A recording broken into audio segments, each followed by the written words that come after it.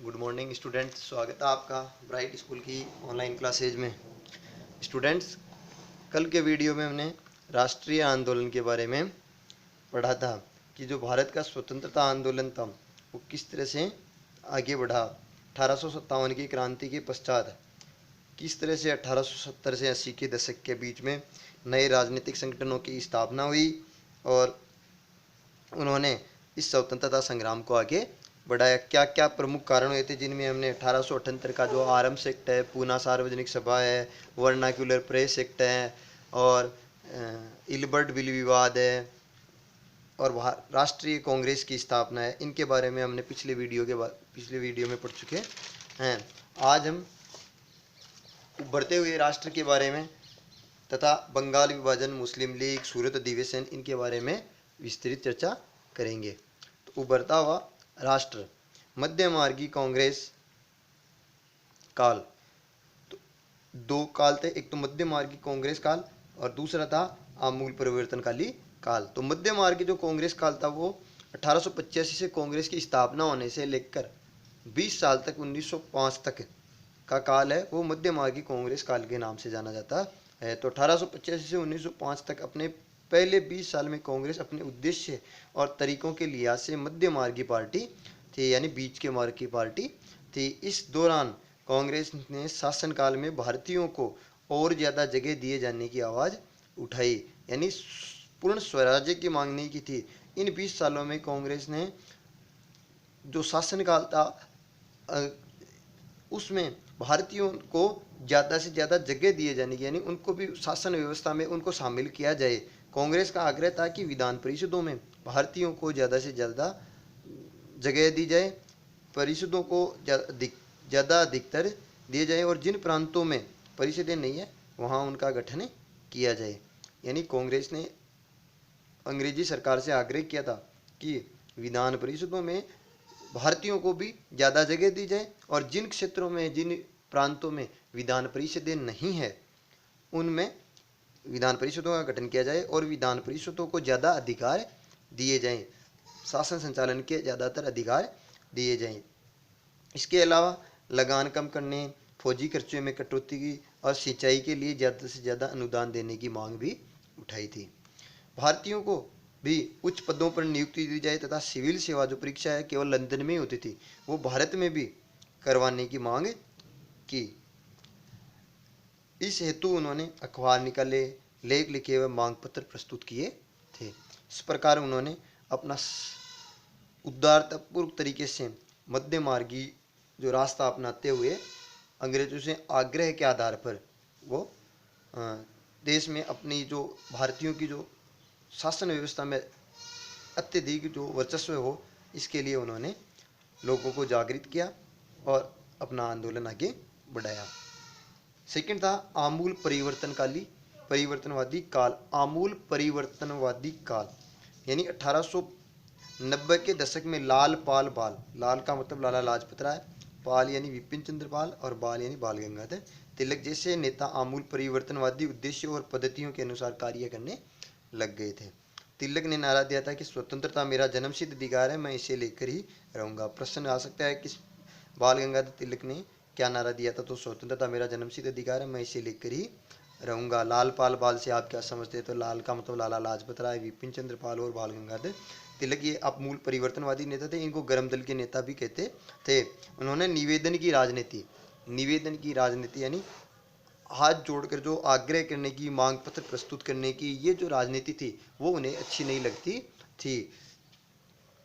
उन्होंने निवेदन की राजनीति के लिए नरमपंथियों की आलोचना की और आत्मनिर्भरता व रचनात्मक कामों के महत्व पर जोर दिया कि आत्मनिर्भरता पर अधिक बल दिया। वह जो निवेदन की राजनीति थी उसकी आलोचना भी की नरमपंथियों की। इस प्रकार दो परिवर्तन मुख्य हुए, दो पार्टी थी। अब बंगाल विभाजन। उसी समय 1905 में वायसराय करजन ने बंगाल का विभाजन कर दिया। उस वक्त बंगाल भारत का सबसे बड़ा प्रांत था कि 1905 तक भारत का सबसे बड़ा प्रांत है वो बंगाल ही था। बिहार और उड़ीसा के कुछ भाग भी उस समय बंगाल का हिस्सा ही थे।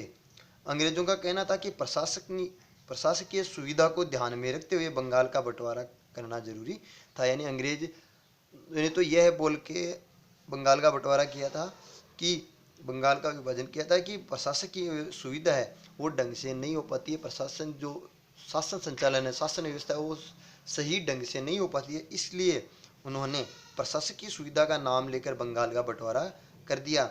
लेकिन उनका ये रीजन नहीं था उनका, लेकिन पूरी बंगाल को अलग करने के पीछे अंग्रेजों का जो मुख्य उद्देश्य ये रहा कि बंगाली राजनेताओं के प्रभाव पर अंकुश लगाया जाए और बंगाली जनता को बांट दिया जाए। यानी उस समय बंगाल के जो राजनेता थे वो सबसे ज़्यादा आंदोलन में सक्रिय थे, इसलिए उनकी बंगाली जो राजनेता थे उनके प्रभाव को रोका जाए, उन पर अंकुश लगाया जाए, इसलिए उन्होंने बंगाल का विभाजन कर दिया। पूर्वी बंगाल और पश्चिमी बंगाल दो टुकड़ों में उसका विभाजन कर दिया ताकि बंगाली जो जनता है वो भी दो भागों में बट जाए राजनेताओं के साथ में, जिससे ये आंदोलन जो स्वतंत्रता संग्राम है उसकी गति धीमी हो जाए। और अंग्रेजों की तो नीति रही है कि फूट डालो और राज करो, अलग अलग टुकड़ों में बांट कर राजनीति करने की तो अंग्रेजों की हमेशा से परंपरा रही है। बंगाल के विभाजन से देश भर में गुस्से की लहर फैल गई।